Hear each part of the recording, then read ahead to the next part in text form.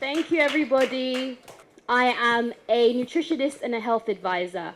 I was born in Uganda, but I was educated in the UK, from nursery school all the way up until university. At university, I chose to study nutrition because it combined my love of understanding the human body, as well as my love of helping others, as well as my deep love of food. I love food so much that I was inspired to create my own food blog called Amina's Healthy Kitchen. It was a website where I would upload recipes that someone like me would enjoy. Soon after, I launched my YouTube channel by the same name, Amina's Healthy Kitchen, where I'd upload a weekly tutorial of a recipe with the same ethos as the website: healthy, tasty, affordable food ideas. I continued to blog and vlog throughout my last year of my degree, and on graduation, I worked with an organization called Alive and Kicking that helped obese children lose weight. There were children between the age of 11 and 18. I loved this job. I found it really rewarding. I had no idea that I would like working with kids, but I ended up really loving it. So one day, I was on my way to work, and I got a message that was really disturbing from Uganda. One of my very good friends was getting a divorce. So I called her and asked her, what's going on? What's happening?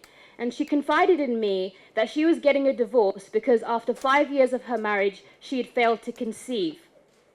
She further confided in me that during her marriage, she experienced emotional and physical abuse.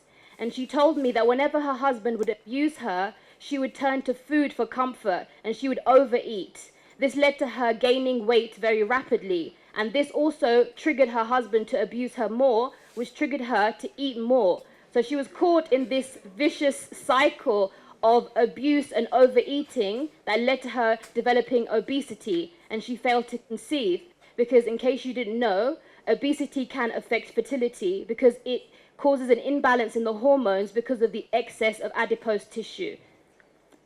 So I was really alarmed when she told me this because as a nutritionist, I know how obesity can affect a person's life. Firstly, obesity can affect physical health because it can lead to diseases like cardiovascular disease, diabetes, and even some cancers like ovarian cancer and testicular cancer. Obesity can also affect somebody's mental health because it can lead to depression, low self-esteem, and social anxiety. Obesity can also affect somebody's social health because it can affect their work life and their relationships with other people. Obesity can also lead to emotional abuse, and the emotional abuse can come in many forms. One of the most common forms of emotional abuse linked to obesity is bullying. Many children, in fact, every single child that I worked with in Alive and Kicking reported to being a victim of bullying. And the bullying can continue from school into work. Another form of abuse caused by obesity is the emotional abuse that happens within families. And sometimes we don't even notice that it's happening. It happens in these constant backhanded compliments that our aunties tell us, like, you would be really beautiful if you lost weight. Or, I bet you underneath all that fat, there's a very beautiful woman. Also, they would, give you unsolicited advice like, no man is going to marry you if you're that big. If you want a husband, you have to lose weight.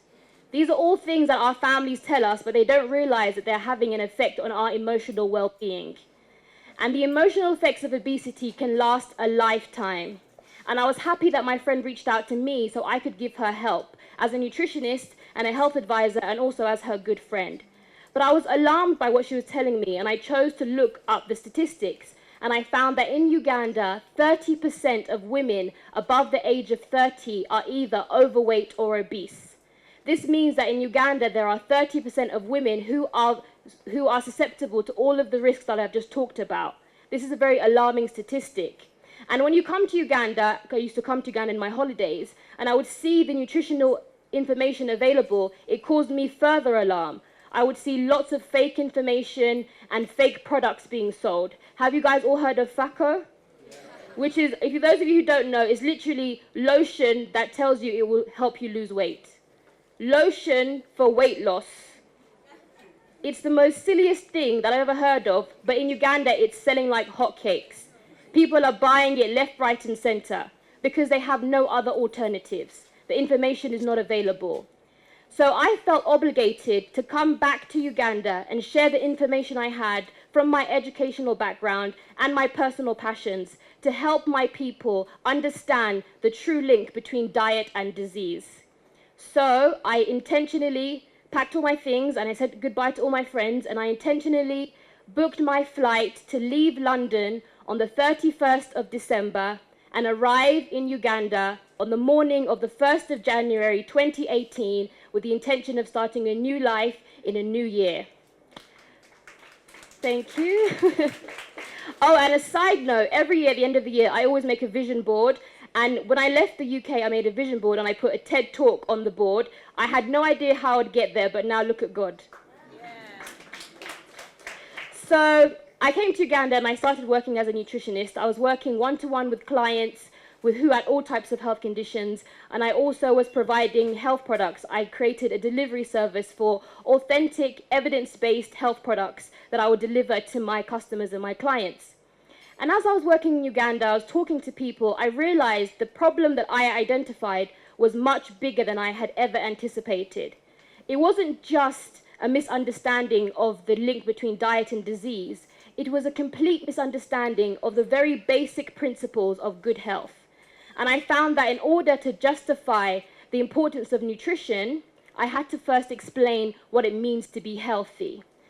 And I started explaining by giving people my favorite definition of good health, which is given by the World Health Organization, which states that good health is not merely the absence of infirmity or disease. It is the complete state of physical, mental, and social well-being. I love this definition because it looks at health in a completely holistic way, and it takes wider determinants into consideration. It says that health is not only about biology, but it's also about psychology and sociology.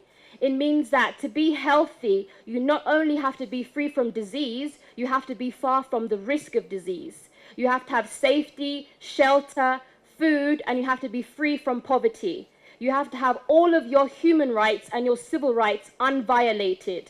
And you have to have healthy and loving relationships with your family and friends. So I try to teach my customers and my clients the principles of good health.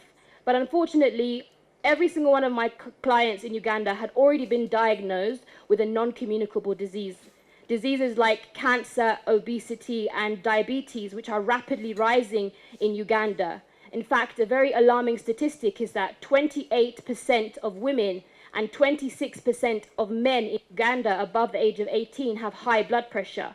That's a very big percentage. So I realized that in order to prevent these diseases, the preventative information needed to be received much earlier, and it needed to be received on a much wider scale. So in March 2018, I founded the non-profit organization, the Health Academy, which is a health education outreach program with the vision of educating the world about good health. Now, when talking to Ugandans about good health and nutrition, some of them make it very difficult for me. So I try to appeal to what they like. And I know Ugandans love money, so I tell them that your health is your wealth. Being healthy will literally make you more wealthy. In a very basic way, in Uganda, a specific example for Uganda, in Uganda, healthcare is very, very expensive, good quality healthcare.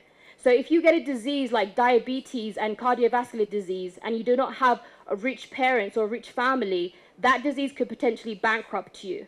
So taking care of your health in a country like Uganda can help you keep your money, save money, okay? So I went on to teach people about the principles of good health because I believe that taking care of your health is a divine responsibility that can lead to you living your happiest and healthiest life. But the principles of good health are most effective when they're taught to people at a younger age so that they can grow and develop healthy habits that can last a lifetime. So the first place that the Health Academy started teaching was in schools, in secondary schools and primary schools. And we would go to schools and teach them workshops on the three matters of health: physical health, social health, and mental health. We would talk about nutrition and healthy eating, body image and self-esteem. We would talk about menstrual health management, stress management. We would talk to kids about a number of things. And we really enjoyed it. We also talk to adults as well, because health is a universal issue. So we talk to adults about subjects like HIV awareness, stress management, because adults are the most stressed. So stress management is very important. And also organization skills, and also financial literacy, because your financial literacy is part of your good health. So we talked to people all over Uganda, and I really enjoyed working with the Health Academy. But me personally, I always have a personal interest in helping young girls, because I believe that I'm morally obligated to help give girls the same support and empowerment that was given to me. And that's why we're here today, to talk about female empowerment. But I believe that health education is synonymous with female empowerment. Okay? The health of a woman can help to increase the woman's economic status. For example, information on sexual, reproductive, and bodily health can help empower women to pursue education and break free from poverty, therefore reducing gender inequality. Uganda is a nation that has a large population of single mothers, but health education can help those mothers look after their children. In Uganda, 1/3 of children is born stunted. The prevalence of stunting decreases with the increasing level of a mother's education.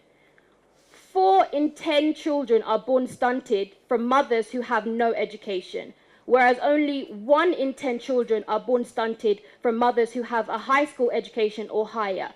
This is a very big difference that was made from just traditional education. Now imagine if specific health education was implemented to those women who are outside of the traditional education. We could make a much bigger difference on those statistics. The empowerment and autonomy of women and the improvement of their political, social, and economic status, which are all matters of good health, happen to be essential for sustainable development goals.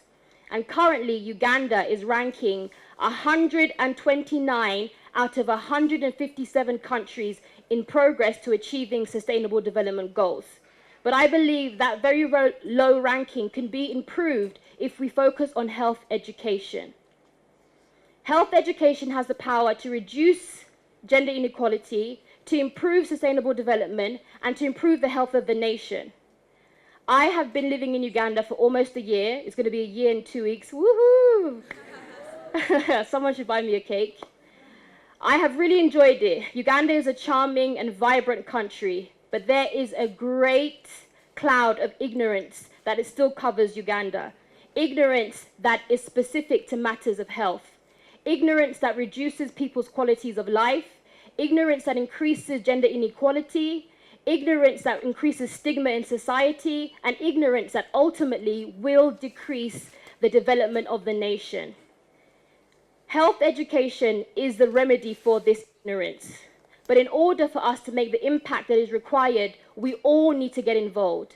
Organizations, schools, ministries, individuals, we all need to hold hands and strive to improve health education and awareness in Uganda, for the health of ourselves, for the health of our women, and for the health of our nation. Thank you so much for your attention.